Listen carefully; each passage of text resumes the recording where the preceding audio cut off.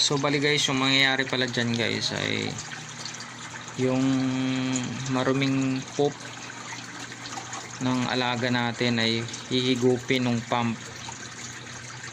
So hihigupin siya ng pump, padalhin niya sa ibabaw, babagsak niya doon sa mechanical chamber, yung tagasala ng mga solid particles na mga dumi, at ilalabas niya doon na tubig na lang siya pero rich in ammonia pa rin, at ibabagsak niya doon sa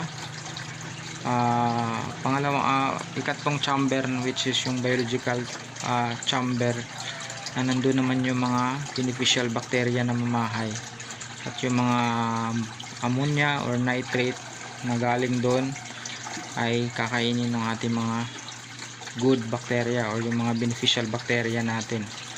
At yung nitrate naman na ilalabas ng ating mga good bacteria ay kukonsume naman ng halaman na to, yung which is yung putos. So lalabas yung tubig dyan na pristine at crystal clear, at hindi na siya toxic na tubig. So lalabas siya dito at